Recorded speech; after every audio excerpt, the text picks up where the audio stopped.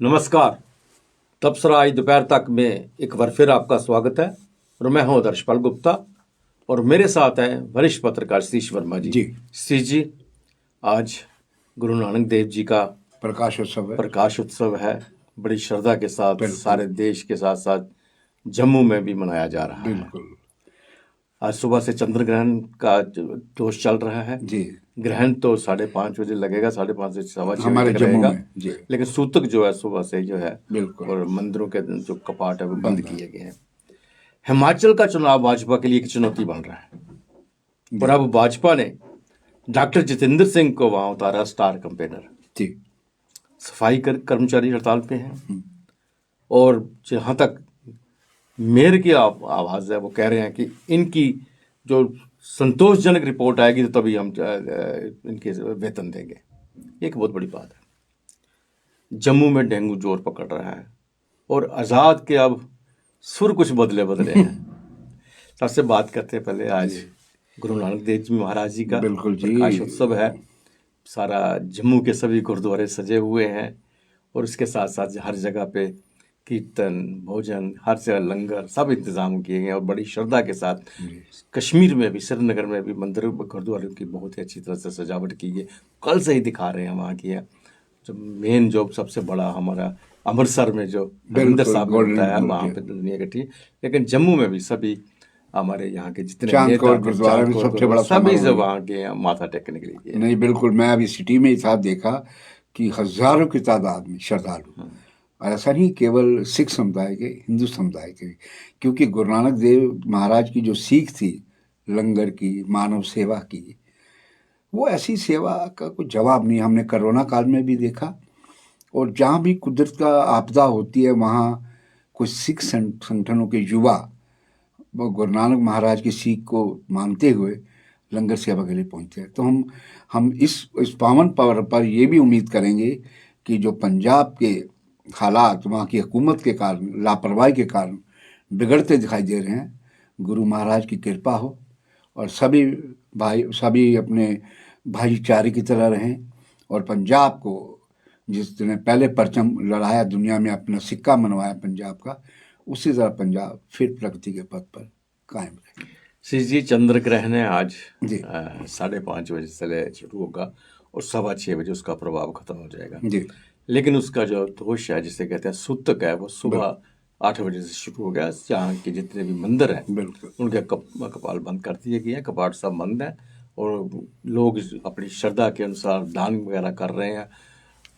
अपने मंत्रोच्चारण पूजा जो है बिना मंदिरों में जाए हुए हो रही है और 6:15 बजे के बाद जो है वो स्नान वगैरह करके दान करके जो है फिर उसका जो दोष खत्म हो जाता है। तो उसको लेके जम्मू में भी सभी मंदिरों के बाहर जो है इसका सिस्टम चल रहा है और जैसे कि रिपोर्ट आ रही है कि हरिद्वार में और गंगा में डुबकी लगा, सरोवरों में लोग स्नान कर रहे हैं और यहाँ तभी में भी शाम का इंतजार कर रहे हैं लोग कि हम शाम को वहाँ पे भी स्नान करके। पिछले दिनों सूर्य ग्रहण भी लगा था, तो हम समझते थे कि हर ग्रहण का अपना, अगर हिंदू मान्यताओं की बात करें उसका अपना अपना असर होता है। ये अलग बात है कि जो साइंटिफिक पद्धति को मानते हैं वो इन पर बहुत ज़्यादा यकीन दयानी नहीं करते, लेकिन हम फिर भी मानते हैं क्योंकि हम जिस धर्म में आस्था रखते हैं और जाहिर है कि उसका जो गणित है इन चीज़ों का जो वो कहीं ना कहीं प्रभावित करता है, चाहे कम करे या ज़्यादा करे। तो आज चंद्र ग्रहण है और सब लोग, जैसे बताया आपने, सुबह से सूतक लगने के कारण मंदिरों के कपाट बंद है। जम्मू की बात करें, जो जानकारी मिल रही है, जानकारी के मुताबिक 5:30 से 6:15 तक का समय है जो ग्रहण का है और उसके बाद लोग स्नान ध्यान करके, आपने बताया, पूजा पाठ करेंगे। हम तो यही कहेंगे जैसे आज प्रकाशोत्सव गुरु नानक, इस तरह चंद्र ग्रहण भी देश के लिए, समाज के लिए और दुनिया के लिए एक शांति का समय लेकर आए। बिल्कुल दीजिए, चंद्र ग्रहण के बारे में, उसके ग्रहण से जो उसका क्या प्रभाव पृथ्वी पर होगा, किस किस राशि पे क्या प्रभाव होगा, क्या नहीं होगा, इसके बारे में अपने डिटेल पीपी न्यूज लाइन में सतीश शर्मा शास्त्री से एक मुलाकात की थी, उनसे ये सब बातें कल हमने ये कार्यक्रम जारी भी किया था जी। चुनावों की बात कर रहे हैं जी। हिमाचल में चुनाव जोर से इस वक्त चल रहे हैं और भाजपा के लिए एक बहुत बड़ी चुनौती बना हुआ है क्योंकि हिमाचल का इतिहास है कि एक बार भारतीय जनता पार्टी, दूसरी बार कांग्रेस वहाँ पे राज करती है और उसके हिसाब से देखा जाए तो भारतीय जनता पार्टी की दूसरी टर्म है। क्या हालात बनते हैं क्या नहीं है वो तो बाद में बताएंगे, लेकिन भाजपा अपनी पूरा उसने जोर लगा रही है। इससे पहले प्रधानमंत्री खुद आए हैं, उनके उनके प्रेसिडेंट वहाँ पे कहा भारतीय जनता पार्टी के हैं, वो डेरा लगाए बैठे हैं। अब भारतीय जनता पार्टी ने डॉक्टर जितेंद्र सिंह को स्टार एक कंपेनर की तरह वहाँ उतारा है, और उनके साथ 75 जो हैं जिनको वो गाइड करेंगे उसके उनके साथ भेजे हैं, जो 75 जो प्रवक्ता हैं पार्टी के जो कार्यकर्ता हैं उनके साथ किए हुए हैं। नहीं, आपने बिल्कुल ठीक कहा। आपने जो शुरू में कहा कि इस बार भाजपा के लिए हिमाचल चुनाव एक चुनौती भरा लगता है। हालांकि 2 महीने पहले ये समझा जा रहा था कि आपके चुनाव में उतरने के बाद कांग्रेस को नुकसान और भाजपा को फायदा हो सकता है, लेकिन जिस प्रकार केजरीवाल या भगवंत मान या सिसोदिया जो पार्टी के शीर्ष नेता हैं उनका रुझान गुजरात में बना हुआ है, वो गुजरात की तस्वीर अलग है। तो हम समझते हैं कि हिमाचल में प्रधानमंत्री कई दौरे कर चुके हैं। जी। उसके अलावा गृह मंत्री अमित शाह कर चुके हैं, उनके और मंत्री भी कर चुके हैं। उत्तर प्रदेश के मुख्यमंत्री महेंद्र योगी आदित्यनाथ भी कर चुके हैं और भी कर चुके हैं। और हम समझते हैं कि भाजपा के लिए, अच्छा कांग्रेस की तरफ से ना राहुल गांधी ना सोनिया गांधी, कोई जिसे कह ले बहुत बड़ा known face except Priyanka Gandhi, वो 2 के 3 बार होके आई हैं। वो क्लेम कर रही जी मैं यहीं की निवासी हूँ, मैंने शिमला से आगे अपना मकान बनाया है। तो हम समझते हैं कि कुछ भी हो, लेकिन हिमाचल का चुनाव इसमें बड़ा रोचक है। बड़ा रोचक और इसलिए भी रोचक है क्योंकि वो जो अग्निवीर योजना जो है, क्योंकि हमने देखा है, हिस्ट्री में देखा या स्टडी करें तो हमारा जो जम्मू कश्मीर है, उसके अलावा उत्तराखंड, हिमाचल, ये पर्वतीय इलाके ऐसे कि यहाँ फौज में फोर्सेस में बच्चे ज़्यादा जाते हैं, चाहे वो आर्मी हो, बीएसएफ हो, सीआरपीएफ, पैरामिलिट्री हो, पुलिस, स्टेट पुलिस होती है। तो मैं समझता हूँ कर्मवीर जो योजना अग्निवीर योजना को लेकर थोड़ी वहाँ नाराज़गी दिखी जा रही है। तो हालांकि सरकार की ओर से कहा जा रहा है कि हम क्या देंगे क्या नहीं देंगे, तमाम बातें हैं, लेकिन जिस तरह डॉक्टर जितेंद्र सिंह हमने देखा है कि जब भी कोई ऐसी क्राइसिस की बात आती है तो पार्टी वाला कमान हो या ऊपर का नेतृत्व, पार्टी का, सरकार का बड़ा नेतृत्व, शीर्ष नेतृत्व, वो डॉक्टर जितेंद्र सिंह को ऐसी जिम्मेदारी सौंपते हैं ताकि उन चीज़ों को, उसको क्राइसिस को कहते हैं ना, क्राइसिस मैनेजमेंट, वो करने में सफल रहे। श्री जी, जम्मू में जो सफाई कर्मचारी हैं, रूरल अर्बन के, वो अपनी मांगों को लेकर हड़ताल पे हैं। उनको वेतन का कोई इशू है, लेकिन मेयर ने कहा है कि हम रिपोर्ट लेंगे पहले, उनके देखेंगे, अगर उनकी रिपोर्ट संतोषजनक है तो फिर ही हम इनका वेतन देंगे। ये श्री जी कुछ एक तरफ से हम कह सकते हैं अच्छी बात है कि जमीन स्तर पर देखना चाहिए कि काम क्या हो रहा है क्या नहीं हो रहा, लेकिन आप उनका वेतन भी ना दें तो ये भी एक अच्छी बात नहीं है। हाँ, उनकी खिंचाई कीजिए, उनसे काम करवाइए, ये सब चीज़ें हैं, लेकिन लग नहीं रहा कि आप पहले देखेंगे उन्होंने काम क्या किया। अरे अब तक क्या देख रहे थे फिर आपके पहले जो मेयर थे वो क्या देख रहे थे, बाकी आपके सब कमिश्नर साहब वहाँ से पहले क्या देख रहे थे। आप अभी 10 दिन नहीं हुए आए हुए और आप पहले देखेंगे, और आप भी कारपोरेटर थे, वहाँ पे इम्पोर्टेंट थे, पोस्ट पे थे, आपने तब नहीं देखा, कब तो कभी बात नहीं की हम इनका काम दे के वेतन देंगे। अब आप कह रहे हैं कि इनका वेतन देंगे, इनके अगर रिपोर्ट संतोषजनक आई। देखिए, इस प्रकार की सूत्रों के हवाले से खबर आ रही है कि हमारा जम्मू नगर निगम, आपने ठीक कहा, जिस प्रकार हड़ताल पर है, अब उनका मानना यह है कि नगर निगम का कि कई इस प्रकार की शिकायतें भी आती हैं कि सफाई कर्मचारी जहाँ उनकी ड्यूटी लगी होती है वहाँ वो पूरी तरह काम नहीं करते। तो इस तरह के लोग भी शिकायत करते हैं। लेकिन आपने जो बात कही, जो आदमी आंदोलित है, अगर उसको पैसे नहीं मिल रहे तो अपना चूल्हा कैसे चलाएगा? ये भी एक मानवीय पक्ष है जिस पर इस ओर भी इनको ध्यान देना चाहिए। लेकिन यह है कि इनका कहना यह है कि जिस इलाके से, नगर निगम का कहना यह है, जो सूत्रों के वाले जानकारी मिल रही है कि अगर उनको संतोषजनक रिपोर्ट मिलेगी तभी उनको तनख्वाह मिलेगी, और कहीं अगर संतोषजनक रिपोर्ट नहीं रही तो फिर तनख्वाह थोड़े दिन के लिए रोकी जाएगी। अब नौकरशाही और नेताओं का क्या कहें, इनकी तो ना कभी वेतन रुकता है ना इनकी सुविधाएं रुकती हैं। नहीं, ये बात एक आपने बिल्कुल सही की, लेकिन रिपोर्ट कौन देगा? आपको जानकर ये हैरानगी होगी, बहुत से वार्डों के अंदर जी भारतीय जनता पार्टी के कार्यकर्ताओं को सुपरवाइजर बनाया गया जी, उनके नाम से तनख्वाह निकलती है। बताइए। और रिपोर्ट कौन देगा इनको? उनको रिपोर्ट तो रोज आपके पास होती है। ये तो सिर्फ एक कहते हैं जब भी कोई हुकूमत से पुलिस का एसएचओ नहीं आता तो आते ही वो अपने कार्रवाई अपने ढंग से करना शुरू होता है, 2 4 5 10 तुम छापे मारे, ये किया वो किया। ये मुझे ये बात नहीं समझ आ रही। आप रिपोर्ट देखकर वेतन के कैसे दो? आपने उनको पहले दिन से ये बात करनी थी, भाई हम आपका वेतन नहीं देंगे तब तक आपकी रिपोर्ट ठीक है। ये एक क्लास उनकी नौकरी में रखना चाहिए था। अब किस तरह की रिपोर्ट आप देखना चाहते हो, जबकि आपने 4 साल खुद देखा? बाकी तो छोड़ो, हम कहते हैं पिछली छोड़ दो, जो क्या था एडमिनिस्ट्रेटर कौन था, किसने क्या किया किसने, आपने देखा, आप भी थे, मेयर साहब भी उसी में थे, सारे थे, डिप्टी मेयर भी थे, सब भी थे। रिपोर्ट इनको पता होती है सारी। इनको ये भी पता है कहाँ काम नहीं हो रहा है, कहाँ काम हो रहा है, सब चीजें इनको पता होती हैं। अब वेतन जिनका गुजारा ही इसी के ऊपर है, वो क्या करेंगे?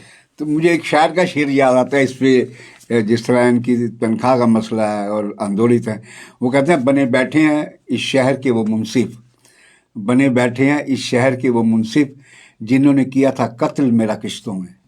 तो जिस तरह इनकी मांगे अभी तक पूरी नहीं हो रही और ये मांगों को लेके लगातार आंदोलित हैं, हम समझते हैं कि देखिए किसी भी मसले का हल 2 कदम आप पीछे हटें, 2 कदम वो हटें, 2 कदम बढ़ें, तो बीच का रास्ता कोई निकलना काम चाहिए। से समझौता नहीं करना चाहिए। हाँ, हम कहते हैं काम तभी होता है, लेकिन कोई कोताही अगर नहीं। उनको पूरा उसके काम का मुआवजा दिया जाए, उनको पैसा दिया जाए, मेहनताना दिया जाए। बिल्कुल। जम्मू में इस वक्त डेंगू की बहुत जोर पकड़ रहा है, बिल्कुल ठीक कह रहे हैं। उसकी तरफ ध्यान, पहले सबसे पहले इनसे काम लो, ध्यान दो उसकी तरफ। बिल्कुल, सफाई। आज भी हम कह सकते हैं डेंगू के लिए उन्होंने 2 4 जगह जाके स्प्रे किया। उसके बाद अब कितने वार्ड हैं जहाँ एक बार भी स्प्रे नहीं किया, एक बार भी स्प्रे नहीं किया। बिल्कुल। उन चीजों को देखना बड़ा जरूरी है। नहीं, इनको धुआं गाड़ी जो है, और खासतौर पर डेंगू तो सबसे डेंजरस मच्छर है। और कितनी मौतें हो गई, कितने केस बन डेंगू रहे हैं। से मैं कह रहा हूँ, डेंगू के इलाज में कई लोगों की जान चली जाती है, इतना खतरनाक ये बीमारी है।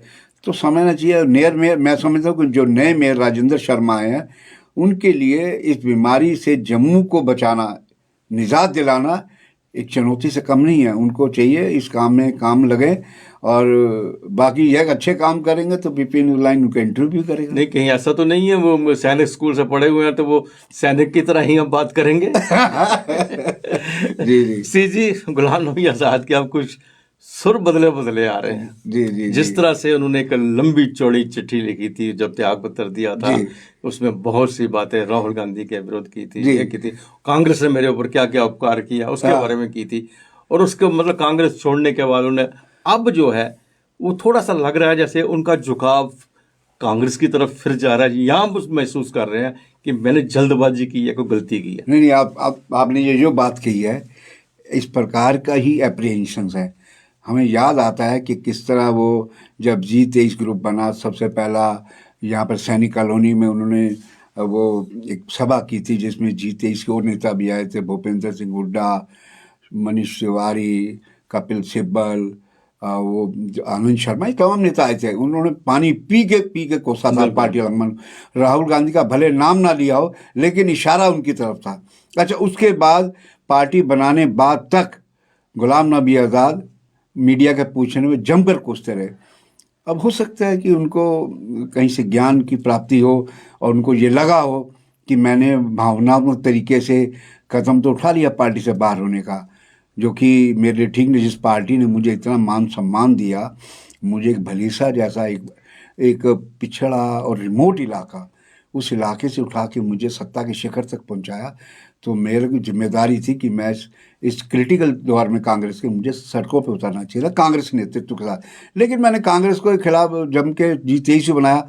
तो अगर ये बयान उन्होंने कहा ना कि हिमाचल और गुजरात में कांग्रेस ही टक्कर दे सकती है, तो हम समझते हैं कि उनको लग रहा है कहीं ना कहीं एहसास हो रहा है। और पीपी न्यूज़ लाइन ने तो अपने, जब इन्होंने पार्टी गठित की थी, गठित करने से पहले भी, उसके बाद कई कार्यक्रमों में लगातार ये कहा ये रिकॉर्ड पर है कि आज़ाद ने ये जो निर्णय लिया है, ये कहीं उन्हें कहीं भविष्य में हाशिए पर ना पहुंचा दे।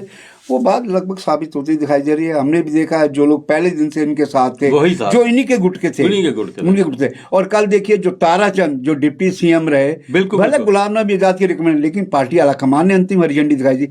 उनकी कॉन्स्टिट्यूंसी खोड़ में कल जिस प्रकार रमन भल्ला, योगेश साहनी और तमाम नेताओं ने, और मदन लाल शर्मा जो स्वर्गीय सांसद, उनके बेटे सतीश शर्मा, बड़े लोग भारी तादाद में कार्यकर्ताओं ने मीटिंग। मतलब अब ताराचंद उसे हम गढ़ कह सकते हैं, गढ़, ताराचंद का गढ़ था, उनके पे एक सेंध है बहुत जबरदस्त, बड़ी बड़ी सेंध है। हाँ। और हम समझते हैं कि ये आजाद को भी अब समझना होगा, उससे पहले सांबा में जो मीटिंग हुई है वो भी इस तरह जबरदस्त कामयाब हुई। तो रमन भल्ला जो है जम्मू खित्ते में, और वकार रसूल वानी वो कश्मीर खित्ते में, दोनों पैरेलल तेजी से लगे हुए हैं। और हम समझते हैं कि जिस तरह जी.ए. मीर और आजाद के झगड़े में कांग्रेस शून्य और हाशिए भी दिख रही थी, लेकिन अब जिस प्रकार से मीडिया भी उनको तरजीह देने लगा, पहले तरजीह नहीं देता, उससे साफ लगता है कि कांग्रेस के दिन फिरने वाले हैं।